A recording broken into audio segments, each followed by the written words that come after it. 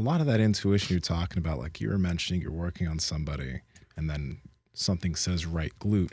There must be some, like with your decades of working on people, you see something so much that you can't maybe explain it, but there's something you look at that's like, that's common. Oh, yeah. Left glute. You know what I mean?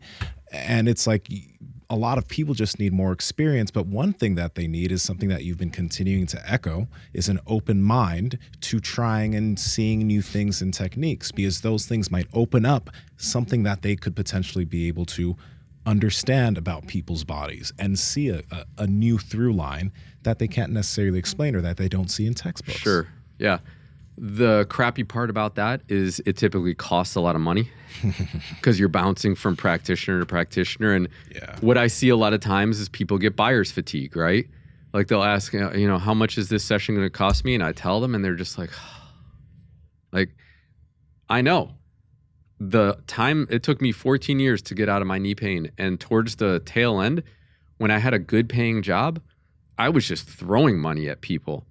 And I spent probably $30,000 to $40,000 within a 3 to 4 year period trying to get my knee pain to go away by paying people to do it for me. And they didn't have the answer. Mm-hmm. So finally I broke down one day and I was like, you know what? If they can't figure it out, it means that I have to.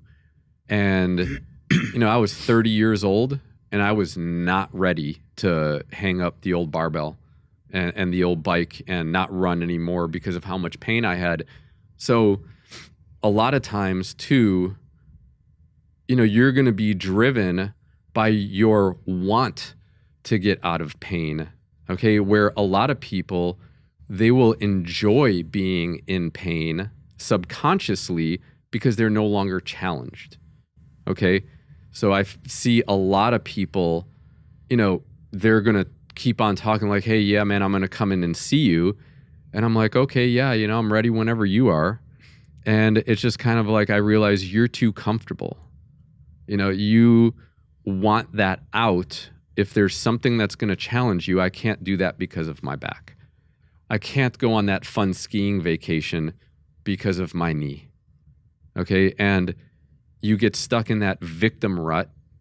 Okay. Until finally something knocks you out of it. And it typically, something has to happen like 3 or 4 times for you to get the message and be like, okay, I really need to get better. You know? So there are some people that have pain and will do anything to get out of it no matter what. And then other people that are in pain and they just talk a good game because they kind of like this. I don't really have to grow in life anymore. Code of the Extraordinary Mind, Vishen Lakhiani, he talked about how 96% of people, not 96% of the population, they're stuck in a victim mentality. This was done to me. I'm this way because of this. Yeah, but. I mean, you know, you said your show, or your cooking show, you said, we're really just trying to take excuses away. Yeah. You know, and a lot of times people that I work with, they will refer somebody to me. And then 6-7 weeks later, they'd be like, hey, did so-and-so ever give you a call? And I'm like, no. And they're like, I gave your number to them weeks ago.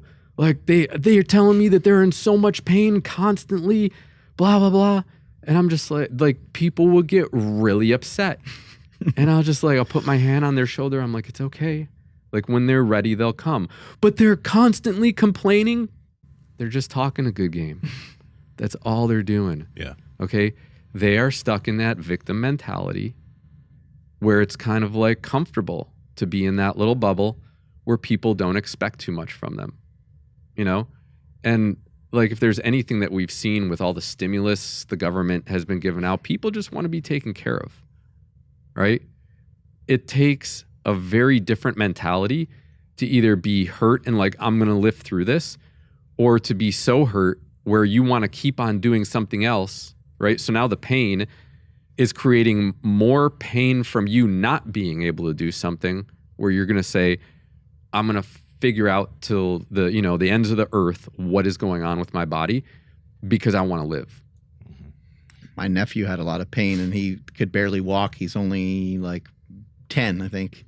nephew Lachlan, and then you happen to be here. You happen to be in town, and so I was like, well, let me see what we can do. And I brought him in, and you basically fixed him in just a couple hours, really. What did you notice? What was it that you noticed? Like, left adductor and hamstring complex was really, really tight. Left glute, and then he had a high right shoulder. He couldn't. He was walking with his arm behind his back, and he was like, he's 10. He's a little kid. He can run around and do all. He's a pretty good swimmer and stuff, and he just was like hobbling around. It was kind of sad to see, but he was only like that just real briefly, and then we brought him to Chris over here, and Chris gave him the old Mr. Miyagi thing. Yeah. Yeah. So, very, very similar to your case.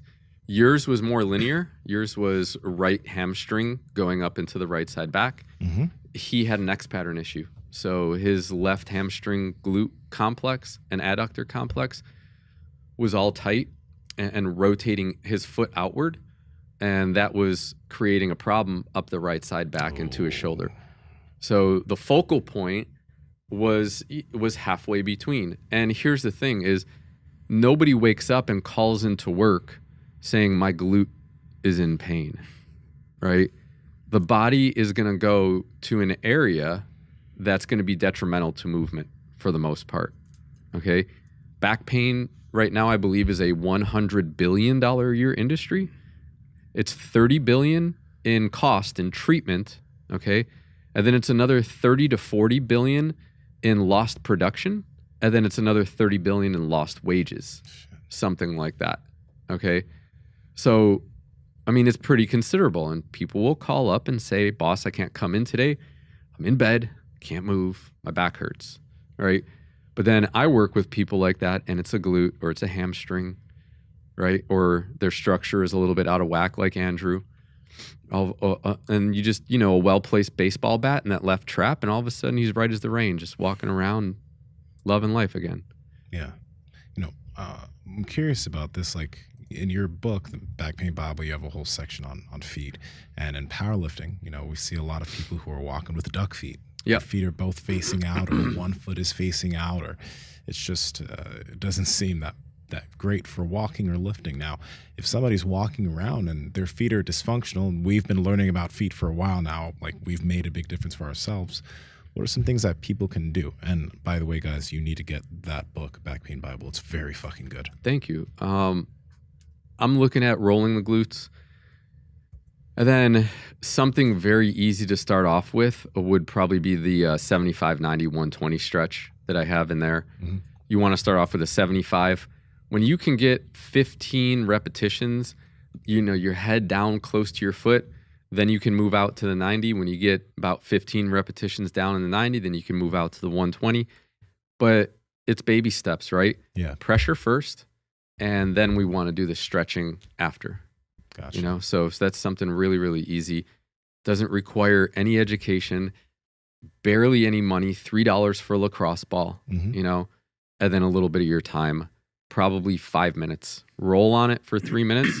Find a tight side. Okay. Roll on it for 3 to 5 minutes. Mm-hmm. And then do some stretching for about 2 minutes right after. I know you're enjoying this clip, but listen up. We have this beef company, Piedmontese Beef, that no matter what diet you're doing, whether it's low fat, high fat, carnivore, keto, whatever, they have perfect cuts that are going to fit your diet perfectly. And the cool thing, Andrew, less connective tissue, so you're not going to have those gristly, nasty things that you have to spit out when you eat beef. That's what those are? That's what those are. Oh, and Piedmontese doesn't have that. They don't have that because the cows are jacked, lack of connective tissue, buttery when you cut into it. Amazing taste. So, Andrew, how can they get some Piedmontese? Yes, sir. It's over at Piedmontese.com. That's PIEDMONTESE.com. At checkout, enter promo code POWER for 25% off your order. And if your order is $150 or more, you get free 2-day shipping. Again, that's at Piedmontese.com, promo code POWER. Let's go ahead and get back to this podcast. And what are some things that you personally do to take care of your feet and make sure that your feet are themselves? So I know that you guys had obviously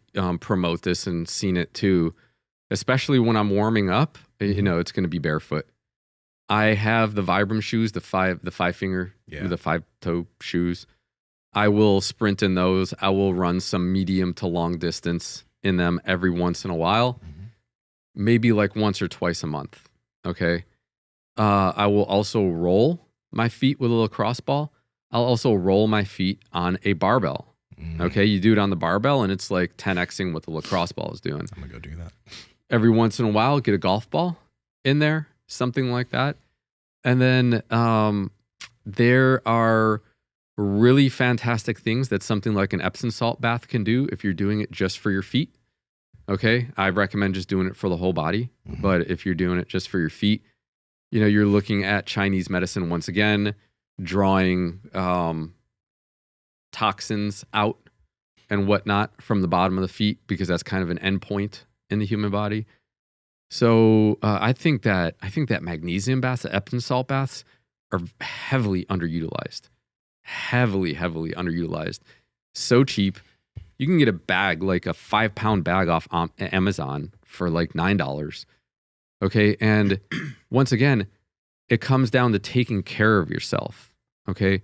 We're not taught how to take care of ourselves. And it's almost that you're being called selfish when you do. Okay. Or people don't understand that. So I went to Machu Picchu in 2008, 2009, somewhere around there. Okay. Our guide, Domen Gito, great guy. Okay. 27 years old. So much wisdom already. We sat down at the campfire the first night and he asked us a question. He goes, who's the most important person in your life? And you know, people are, oh, my mother and my father, oh, my best friend, he's ride or die. And he goes, those are all really great answers, but they're wrong. And he goes, the most important person in your life is you. Because if you're not healthy, your mom's not going to be healthy, or you can't take care of her if something happens and she becomes unhealthy. Okay. If you're not healthy, then, you know, you're not going to be able to hang around with your best friend. Right. Or so your kids. There's a big difference. Like I almost feel like selfish has a misnomer. You know, it's like if, let's say your mom just came back from surgery on Saturday, okay, and you go and play basketball with the boys Saturday afternoon, even though she needs you to take care of her, that'd be pretty selfish, okay? But it's a little bit different where, let's say your daughter or your son comes running up, Daddy, come play with me right now. Okay, you know what, honey? Give me 5 minutes to roll on my hamstring and my glute, and then I'm going to come and play with you, okay? Let me take care of myself first, so that way I can always take care of you, right? And I don't think that that's selfish at all, right? So if your partner is like, stop rolling on your dang back and get over here and love me, or stop rolling on your back and come over and, you know, come on, the show is starting, I would probably find a new partner. I would eventually be like, you know what, honey, if I can't take care of myself and feel good, then I'm not going to be able to take care of you and the kids. So it's kind of important, you know, but people look at, oh, he's so selfish. He's, you know, he's always rolling on that damn ball. You know, and it becomes kind of obsessive, because when it comes down to it, who doesn't want to feel good? When you feel good, you just want to do good. You're happy. Yes. You know, and that was a big reason for writing my books. I don't want to get older and live in a world where people are in more pain, and maybe the valet guy that I dropped my car off to, you know, decides to do something to it because he's just having a bad day and he doesn't feel good. You know, so you got to feel good. Then you can go and do good, and you can be good, and you can be happy, right? It takes a very, very different, you got to be like a monk, you know, if you're in uber amounts of pain, but still be laughing and smiling and the life of the party and everything like that, you know? So. Andrew, take us on out of here, buddy. I'm just thinking, like, man, how'd you get divorced? My wife said I loved my foam roller more than her, and that was the end. It's like, oh, bummer, dude. Hey guys, I've seen that you guys have been commenting about how much you hate the whispering outro, asking you to like, comment, and subscribe. So I'm going to whisper again because I know you don't like it. So hey, I know we're bringing you some good content. So like, comment, subscribe, and share it with some friends so we can all help each other out. And maybe I'll stop whispering in your ear. Bye.